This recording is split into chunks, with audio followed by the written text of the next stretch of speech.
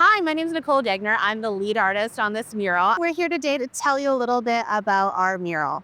The mural was conceived as a representation of the reasons that we live along the river and everything that lives along the river with us. It's really special that we live so close to the water, and all of these other things share that space with us, all of the plants and animals and the beauty of all of that together. I am Andrea Falcon, and I was part of the artist installation team on this project. Many people were just so happy to see the improvements on this. What used to be maybe a creepy tunnel is now a beautiful work of art. Hi, my name's Annika Kleingartner, and I was one of the lucky mural assistants on this project. It was spooky and gloomy and uninviting, and that is not our city. That's not our riverbanks. We had over 14 paint parties across the community. And at each of those paint parties, altogether, there were over 688 local community members that had a hand in painting this. And then that's not even counting the art assistants and everybody else who were all involved in that. So many people came together to have a hand in beautifying this space. Hi, I'm Molly McLean, and in this project I was the lead portion on mosaic. My name is Melanie Monez. I am a citizen of the MHA Nation. So I created and designed the orange dragonflies and butterflies that you see in this piece. And those dragonflies and butterflies are really significant to many Indigenous people. These pieces specifically were created in honor and remembrance of boarding school survivors and the children that never made it home. Hi, I'm Kim Esslinger, and I was an installer on this incredible project. The thing that really made my heart swell and just kind of spurred you on, it didn't matter how tired and dirty you were. You would have these people walking through, as they always do, because this was a part of their life. And they just marveled at the change.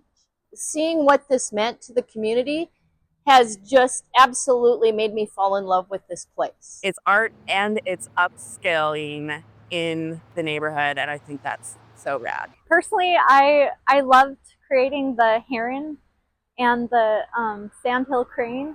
I really enjoy the florals and the animals, just really showcasing what is native to North Dakota. There are so many little areas that just kind of jump out at me, but I really like the blending of the acrylic painting and the mosaic.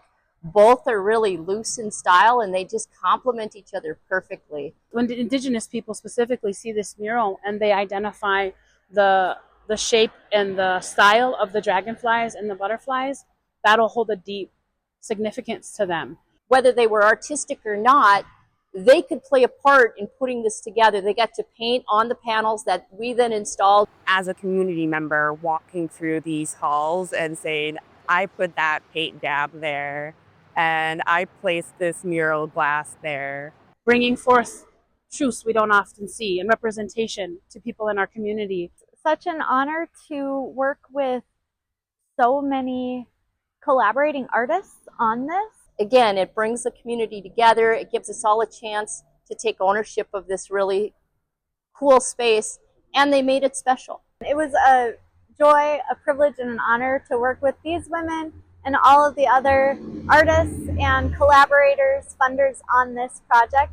It took so many folks to get this project rolling. It took years. Muralism explores ways art can bring communities together through the power of visual language to activate historically marginalized voices and stories. This mural styles a commitment to representation through stories, histories, and dreams for the future by being inclusive in nature. Research shows the value of arts for advancing health and well-being in communities. By adding art like this community mural, it helps intersect the work of art, public health, and community development.